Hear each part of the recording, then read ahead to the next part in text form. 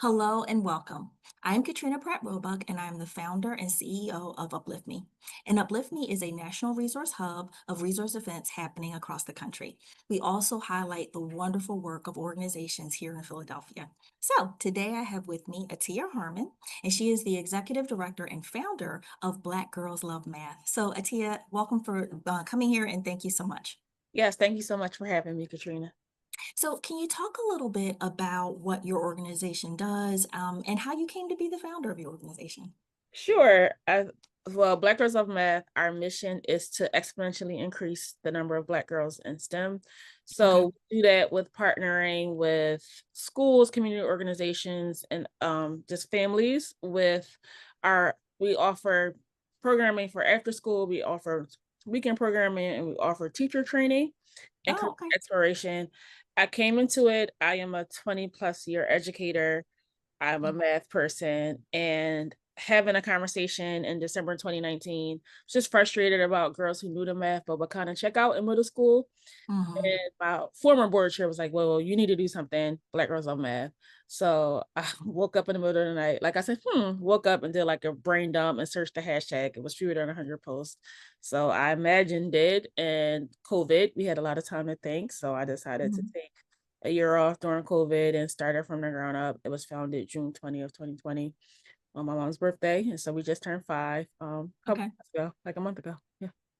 Okay. Okay, great. And so you dreamt it up, and you wanted to encourage more Black girls to get involved with STEM. Can you talk a little bit about who you serve? Are you taking referrals directly from schools, or can parents refer their children? How do you support folks, and how do they get referred to you? Yeah, so we partner and we'll come directly to the school to do our programming. So we will do a 24-week programming twice a week. We'll come to schools and parents or the schools sign up the girls. We do a 15-to-1 ratio to keep it a small community. We Okay. then also offer so our weekend programming to the people who don't go to those schools, and parents can sign up. We have capacity for grades K-12. So high school girls are either interns or they're part of our program as well. And they sign up. We're pretty much on all like social media and websites. And if we have our programming at schools, it starts late September. And our weekend program is one in the fall and one in the winter. And it's 8 weeks. Okay. Okay. So you start late September. You said 24 weeks. So is that basically the whole school year? It sounds like it, but no, it typically ends around like late April, early May. Okay. Um, considering like testing and all of the holidays, but it's 12 weeks in the fall, 12 weeks in the spring. Oh, okay, okay. Yeah. And so in terms of the young women that come into your program, are they self-referred, meaning they are interested in and want to come, or are there youth that are struggling in math? Who So is it you serve? our program is targeted for the girls who love it and the girls who Okay. are afraid of it. So typically they will self-select. While we want to honor all girls and their experiences, this organization was intentional for the girls who get looked over and don't feel like they belong in the math and pushed forward. So we want to target the girls who already like it or love it so they can see what's out there and what they may have not been exposed to or shown that are possibilities. As a math person who was good at math but didn't know anything I could do outside of being an accountant, I didn't go into math in college because I was like, I don't want to be an accountant. And now Mhm. that I've seen all these pathways, I wish that records of math was around when I was younger, and I would probably be a statistician or a data scientist or something like that. I love that. I love that. I love that you're doing something that is for youth who love it and just don't know how to access, and then creating those paths, especially that you're creating something that you wish that you had. I really appreciate hearing that. Can you Yeah. talk a little bit then about how long, well, you started in COVID.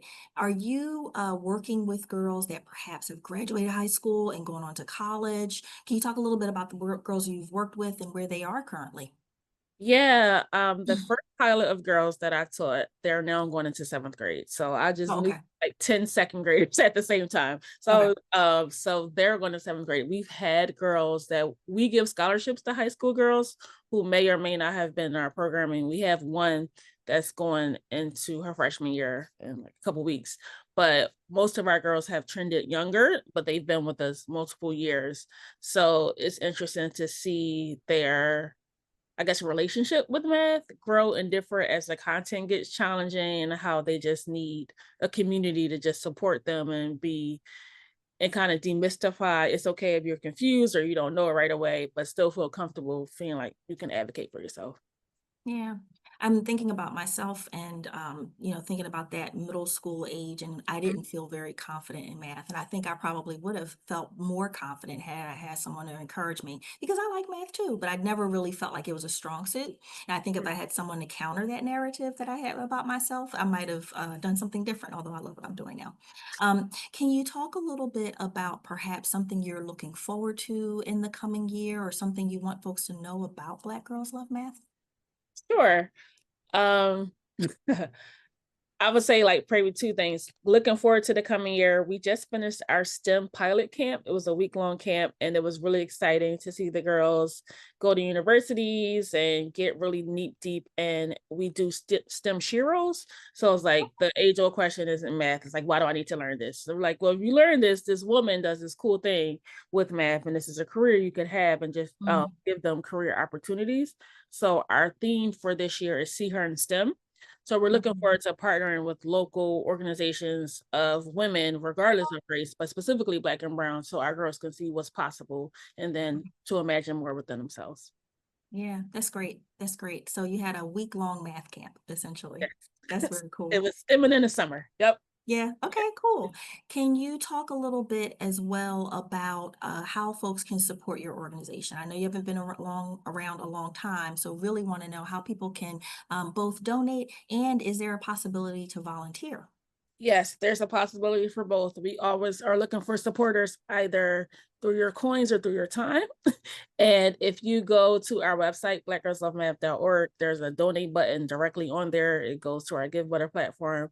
And there's also a form you fill out for to volunteer, and we'll match you with certain programs that we have and where we Okay. can use volunteers.